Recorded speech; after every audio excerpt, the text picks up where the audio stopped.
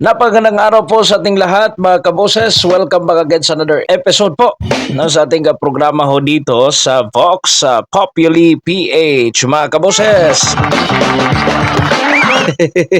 Welcome back ho and welcome po sa panibago ho nating video for today. Ito po kapag-uusapan natin mga kaboses hinggil po sa inamin ho ni Presidente Bongbong Marcos Jr. na aminado ho siya mga kaboses na malayo pa ang tatahakin ng giyera ng pamahalaan kontra ho sa korupsyon mga kaboses. Ibig sabihin, talagang napakahirap na po sugpuin po nitong korupsyon na nagaganap sa ating gobyerno. Si PBBM ho mga kaboses, alam naman ho natin na kung ibig sabihin lang ho nito mga kaboses, kasi majority dyan sa gobyerno sa kanya Marcos admin lahat mga kaboses, halos-halos na mga kongresista, mga appointed na mga secretaries mga kaboses, sa kanya ho yan lahat. Kung meron mang hindi, iilan lang. Siyempre, yung majority, sa kanya talaga lahat. Now, ang question, bakit kaya? Na sinabi niya ito, mga kaboses, na malayo pang tatahakin ng giyera ng pamahalaan kontra korupsyon. Ibig sabihin ba nito na nandun sa majority ang gumagawa ng korupsyon? Ano sa tingin niyo mga kaboses? Pakinggan ho natin itong balitang ito mula ho sa UNTV. Ano po mga kaboses, bago po tayo pumunta sa atin pong reaction and commentary mga kaboses. Gaps in implementation, evolving political climates, and systemic vulnerabilities remind us that the war against corruption is far from over.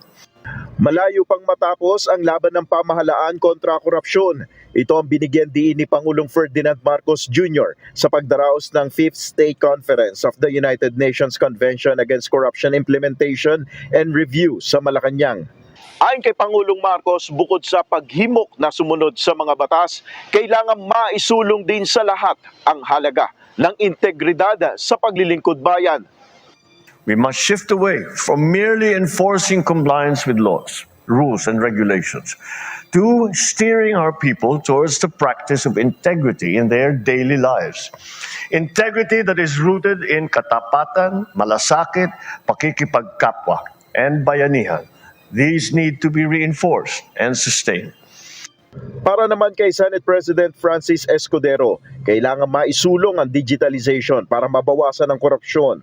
We should digitalize the system because the portals for payment of fees, permits for business and public expenditures are windows through which these can be monitored and seen.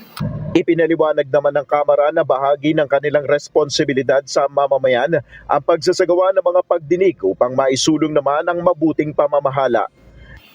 The ongoing hearing in the House demonstrate our unwavering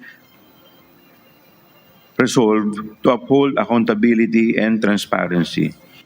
Nel Maribuhok, UNTV News and Rescue, Diyos ang aming sandigan, serbisyo publiko ang aming pinahalagahan.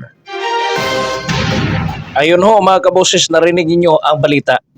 Ano po? Nangyari ho yan, yung statement ho ni Presidente Bongbong Marcos sa 5th State Conference on the United Nations Convention Against Corruption, UNCAC, implementation and review ho sa Palasyo ng Malacanang. Sinabi ho ng Pangulo, at the same time narinig nyo ho, yung posibleng gawin nilang solusyon mga kaboses, i-digitalize yung government process para po makita yung mga government transactions. Alam nyo ho mga kaboses, doon pa lang sa statement ni Presidente Bongbong Marcos Jr. na mukhang mahirap i-fight yung corruption dito sa ating bansa.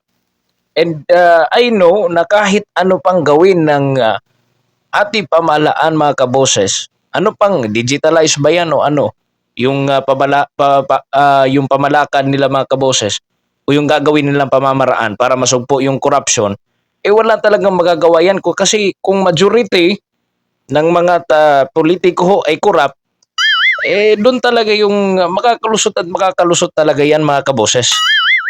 Ano po, may mga daan po, no? Ang ating korupsyon. Kung talagang corrupt yung mga namumuno. Doon tayo mga kaboses, ano po? Paano po natin malalaman kung talagang effective? Gawin natin digitalize, sabihin na natin naka-digitalize mga kaboses. Do you think hindi hahanap ng paraan yung mga corrupt na hindi mga corrupt? Kaya nga halos magpatayan na yan dyan no? Kasi gusto nilang makakamkam ng pera. Yung iba dyan, sa ating gobyerno mga kaboses. Kaya I'm sure na kahit ano pang gawin o pamamaraan mga kaboses, gawing pamamaraan ng ating pamahalaan, may corruption talaga. And hindi talaga yan maiiwasan hanggat ang mga namumuno po ay corrupt. Ano po sa tingin ninyo? Mga kaboses? Sa inyong palagay, mawawala pa ba yung korupsyon ng ating bansa? Inamin ho ni Presidente Marcos na meron talagang corruption dito sa ating bayan. And napakalayo pa raw, no? Malayo pa ang tatahakin mga kaboses ng giyera laban sa korupsyon. Ibig sabihin, grabe talaga ang talamak na korupsyon sa ating bayan. Presidente alam niya, mga kaboses. And alam na alam ko na talagang alam niya yan. Yung korupsyon, hindi lang yan basta word. May gumagalaw niyan ng pera ng bayan. Hindi lang yan basta sabihin na natin corrupt ka. Hindi. No? May mga gumagalaw yan ng mga kamay, mga kaboses.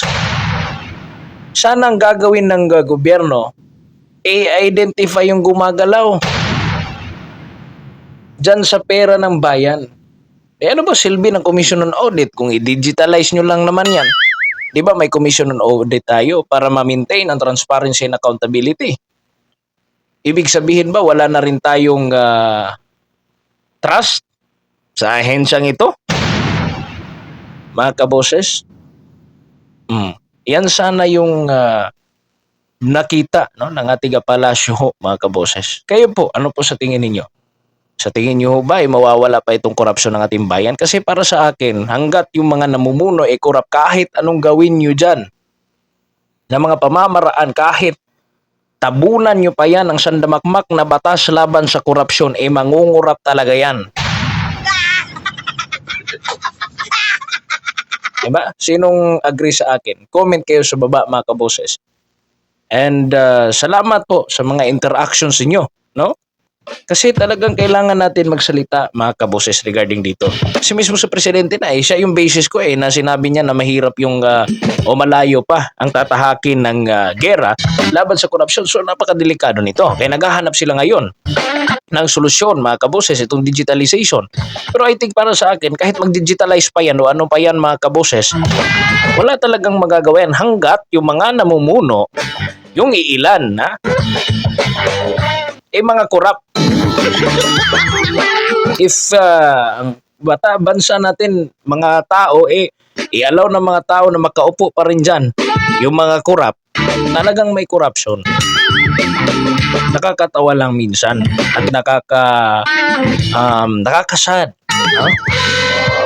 Mga boses, hanggang kailan kaya ito matatapos?